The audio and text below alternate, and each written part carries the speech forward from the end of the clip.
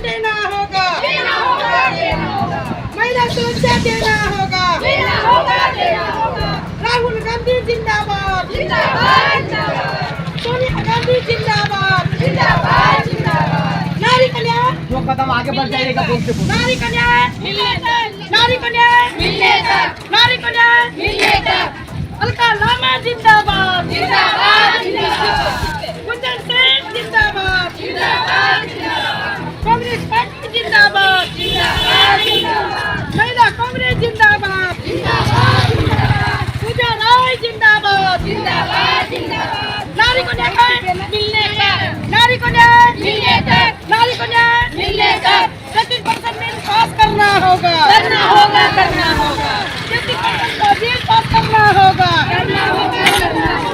नारी शक्ति जिंदाबाद, नारी शक्ति जिंदाबाद, अलका लामा जिंदाबाद, सोनिया गांधी जिंदाबाद, राहुल गांधी जिंदाबाद, गुंजन सिंह जिंदाबाद, पूजा राय जिंदाबाद, नारी शक्ति जिंदाबाद, 33% आरक्षण देना होगा। तो हमारे बीच में है गुड़िया जी जो धनबाद जिला संभालती हैं। जरा इनसे पूछते हैं कि इनका क्या विचार है महिला सुरक्षा के प्रति। तो गुड़िया जी सबसे पहले अपना पूरा परिचय दीजिए। मैं एससी विभाग के प्रदेश सचिव हूँ और सोशल मीडिया कोऑर्डिनेटर हूँ। साथ में एससी एसटी ओबीसी का साथ में ज़्यादा काम करती हूँ और ख़ास करके एससी का मैं ज़्यादा अति करती हूँ।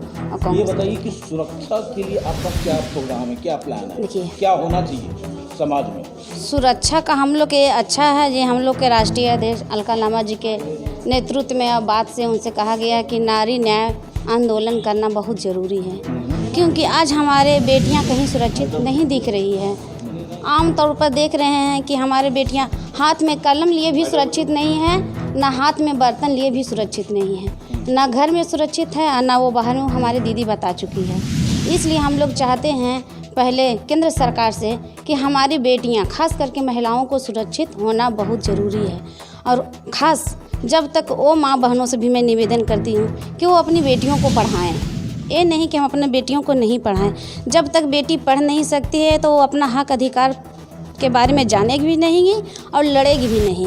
अक्सर हम लोग देखते हैं एससी एसटी ओबीसी में कि बेटियां 15 या 12 साल की होती है, 13-14 साल के, उनको शादी कर दो अथवा उनको 10 लाख 20 लाख देकर भी उनको हम शादी कर देते, लेकिन वो बेटी भी सुरक्षित नहीं है। अगर हम सभी माताओं बहनों से हम यही निवेदन करते हैं कि वही पैसा उस बेटी को पढ़ाइए और उसके आगे के भविष्य बनाइए, क्योंकि वो अगर पढ़ लिख के वकील बने या डॉक्टर बने या कुछ भी बने, वो अपना पैर पे खड़ा हो तो उसे शादी करने का सोचने का लिए नहीं करना होगा, क्योंकि अगला खुद उससे रिश्ता मांगने के लिए आएगा। और हम लोग अक्सर अपना बेटियों के माँ बहनों से देखते हैं कि दीदी मेरी बेटी इतनी बड़ी हो गई है, उन्होंने हम शादी कर देते हैं। इस तरह से हमारी बेटियां कहीं सुरक्षित नहीं है घर में।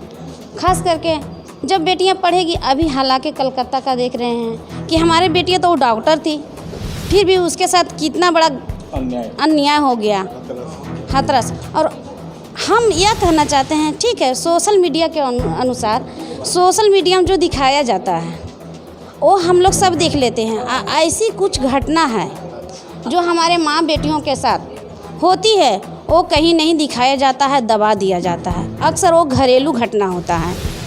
अगर कोई बेटी किसी के घर में काम करने चल गई मजबूरी के कारण, उसे कुछ हुआ, वो घटना दबा दिया गया। अभी हम कुछ हफ्ता या 10 दिन पहले रांची का घटना है, जो दुकान बंद करके बेटी जा रही थी, वो देखे तो सोशल मीडिया में कहीं नहीं दिखाया गया है। तो आमतौर पर क्या हम लोग सोशल मीडिया यूज करेंगे तभी हम लोग घटना देख पाएंगे?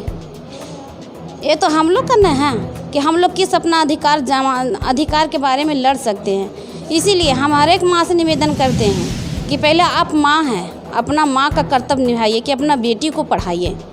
आपका बेटी पढ़ेगा तो खुद वो झांसी की रानी बन सकती है, नहीं तो वो अपना मुंह खोलने के लिए अपने घर के दरवाजे भी लांघने में उसको मुश्किल करना पड़ेगा। यही हमारे महिलाओं की सुरक्षित की बात है। सही बात है कि महिला सुरक्षित तभी हो सकती है जब वो पढ़ लिख ले, उनको समझ में आ जाए सही क्या है गलत क्या है, और दुनिया तभी देख पाएगी जब वो पढ़ाई में अपना कदम रखेगी। अनपढ़ लड़की रहे या लड़का रहे, क्या फ़र्क पड़ता है, वो हमेशा प्रताड़ित हुआ है और होते रहेगा। तो ये बहुत अच्छी बात है कि एजुकेशन पे जोर दिया जाए और माता बहन जिस ढंग से बच्चियों को एक बोझ मान के शादी करने का जो प्रयास किया जा रहा है, जिसकी वजह से आए दिन बहुत तरह की घटनाएं घट रही हैं, शायद उस घटना से बचा जा सकता है। आप देख रहे हैं सब पर नज़र। महिला लोग अब जागरूक होना शुरू हो गया है और वो अब हक की लड़ाई की भी बात करती है, अपनी सुरक्षा की भी बात करती है।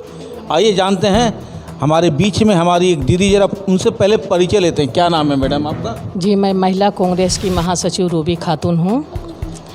सबसे पहले नारी न्याय सम्मेलन में आपका स्वागत है। और जी, भितिया पंचायत में हमारी नारी न्याय सम्मेलन चल रहा था और हमारे जिलाध्यक्ष सीताराना जी के नेतृत्व में, ठीक है। अब देखिए, सिर्फ सरकार एक नारा देती है कि महिला बेटी पढ़ाओ बेटी बचाओ, लेकिन मैं उस सरकार से मांग करती हूँ कि क्या हमारी बेटी कहीं भी सुरक्षित है? कहीं सुरक्षित नहीं है। अगर मैं सरकार से यही कहना चाहती हूँ कि जिस तरह आपने पहल किया महिला योजना 1000, तो इसी तरह अब आप बिगुल फूंक दीजिए ना कि अगर हमारी बेटी का कहीं भी बलात्कार होता है और अगर रोड चलते मन चले लड़के अगर छेड़ते हैं तो उनकी सख्त से सख्त कानून हो और हमारी अच्छी मतलब जो पढ़ने लिखने वाली बच्ची हैं हमारे, उनके साथ इंसाफ हो और इसमें विलंब ना हो। ये ऐसा कानून हमारी सरकार से मैं मांग करती हूँ, महिला कांग्रेस की रूबी खातून, कि हमारी बच्ची का तत्काल अगर आपका गुनाह अगर सिद्ध हो जाता है तो आप उसे तुरंत एकदम सज़ा सुनाइए ना। आपके सिर्फ ये 1000 रुपया दे देने से, 5 किलो राशन दे देने से ये हमारी महिला सुरक्षित नहीं है। इनके लिए सरकार को ठोस कदम उठाना चाहिए। इसी बात पे मैं अपने बात को विराम करती हूँ। तो सही कहा गया कि सरकार को अब संज्ञान लेना ही होगा, सुरक्षा का नियम को कड़ा करना होगा ताकि महिला सुरक्षित हो सके। और जो जिसके दिमाग में चल रहा है प्रताड़ना करने का, ये जो प्रयास करते हैं मनचले लोग, वो लोग डरे, क्योंकि बिना डर के प्रीत नहीं होगा। आइए हमारे बीच में एक और महिला दीदी, जरा उनसे भी पूछते हैं। हम सबसे पहले अपना परिचय दीजिए। महिला कांग्रेस से जिला सचिव हेमंती जायसवाल।